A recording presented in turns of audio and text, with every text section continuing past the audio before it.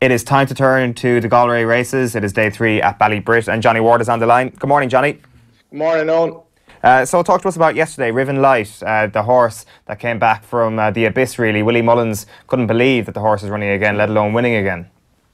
Yeah, it was a hell of a performance by horse and trainer. He won the race last year, and he just got a real whack from the handicapper because of that, and he'd won subsequent races as well. Probably should have won on the Sunday of Galway last year, but for just bad luck in running. But he fractured a pastern then when he went to Melbourne earlier in the year, and I remember actually talking to the trainer that day, and he was very kind of matter of fact about it. He just said it is what it is, and we hope to get him back, but he wasn't particularly confident.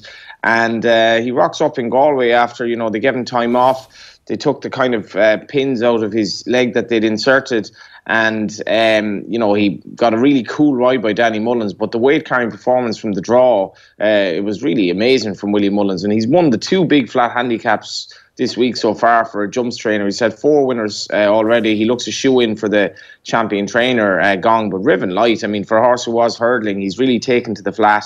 And it was just more evidence of Willie Mullins' genius, really. He was sent off 11-1, wasn't ignored in the betting, but great ride from Danny as well, his nephew. And another big success for the Mullins. And they had Emmett and David having winners in the card as well. Yeah, talk to us a little bit about Emmett Mullins. He had a winner yesterday, as you mentioned there. Is he an up-and-comer? Is he going to be the next big thing?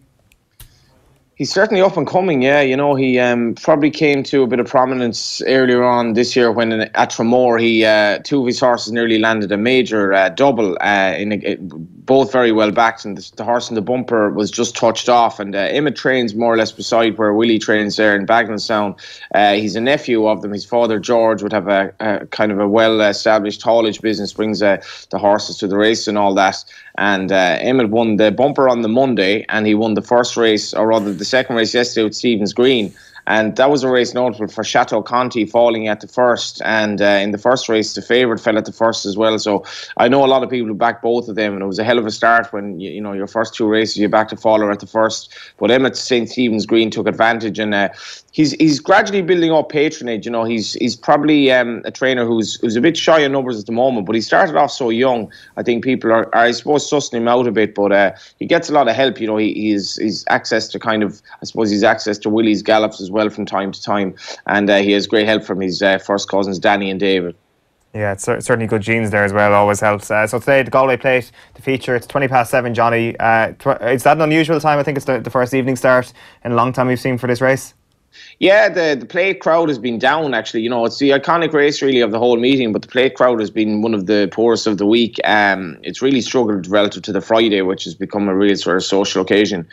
So to counter that, they've made it an evening meet, basically, instead of it being a day meet. And I think it's a gamble worth taking. I just think more people will be able to go, rather than finish work, I suppose, at 4:30 or 5 o'clock and then rock up. And even if you miss the first race or 2, the Plate isn't on until 7:20, sponsored by the Tote this year as well. And it's going to be a really deep renewal, but I expect the crowd will be significantly up. It was down yesterday on the Tuesday of last year by a couple of thousand. It was up on the Monday, so it's slightly down on aggregate for the week so far relative to last year, but I think they'll get a bit of a bump today. Yeah, so is it fair to say that it's going to be Willie Mullins against Gordon Elliott? Willie's got 5 horses in the race, Gordon Elliott with 4, and Mullins with the favourite. Maybe, but Henry de Bromhead I think has 5 as well, and right. Obviously JP McManus is very strongly represented, and the aforementioned Joseph O'Brien, he's definitely interesting with Slow Motion. She was 3rd in the race last year. She was only a 5-year-old mare, so she was quite inexperienced. And I think this year she may have that little bit more know-how, and the fact that she's clearly been laid out for the race. Barry Geraghty is riding her as well, so that would be interesting. His relationship with JP McManus seems to have evolved a little bit. He's not riding maybe as many McManus horses as he was when he had the retainership. But this is a really tough race. It's the top level of handicaps. It's very hard to get into it anymore. You have to be rated like 141 to get into this year's race. So it's become a bit compressed in the sense of, you'll have a lot of the bigger connections. It's not maybe the people's race as much as it was, but such as just the prize money has gone up to the extent that, $250,000 for the race this year, and it's obviously become a big draw. And I think Slow Motion might be the one. We've other very interesting runners as well. Colleen O'Derry, Henry de Bromhead and Brian Cooper. Brian Cooper riding for Jigginstown. It was this time last year that Brian Cooper was more or less let go as Jigginstown's top jockeys. Hasn't ridden much for them since, but they haven't I suppose there are no grudges and they've just gotten on with it. And Brian is back today, and that'd be really interesting if he could win that race. There'd be plenty of emotion there. Jury duty as well for Davy Russell and Gordon Elliott. He's another second season novice. He's one I definitely have my eye on, but it's seriously competitive. Definitely there'll be better betting races, I think, today than this one. Yeah, just on that Brian Cooper point, it's a very interesting career arc, and there's plenty of time left for him to come back to prominence once again. Do you think that this could be the start of something today? Do you expect it to be the start of something regardless of the result? It's hard to know. I mean, obviously a Kerry man like yourself, Owen, and he would have been highly touted down your neck of the woods when he eventually kind of came through, and that was during Desi Hughes' reign, and his trajectory was totally up, but he suffered some really horrific injuries, notably at Cheltenham and riding Clarkham.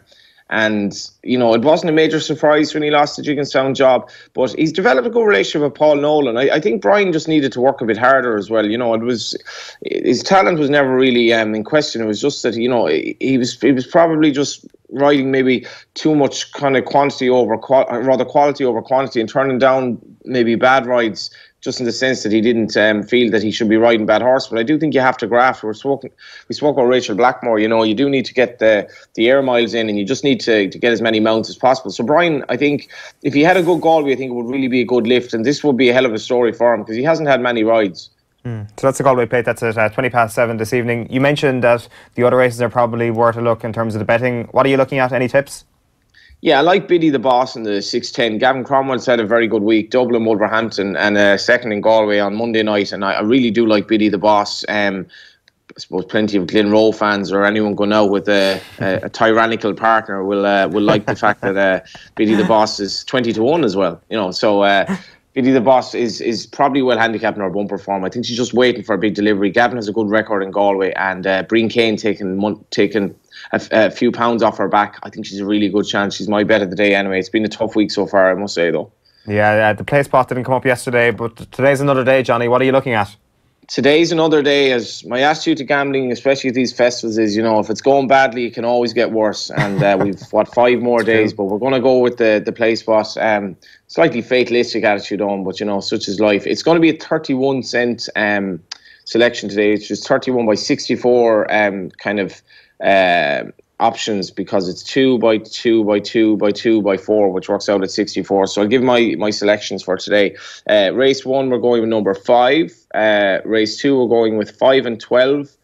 Race 3, we're going with 10 and 16. Race 4, we're going with 9 and 13. And race 5, which is the place, the toughest one of all, 4, 8, 11 and 21.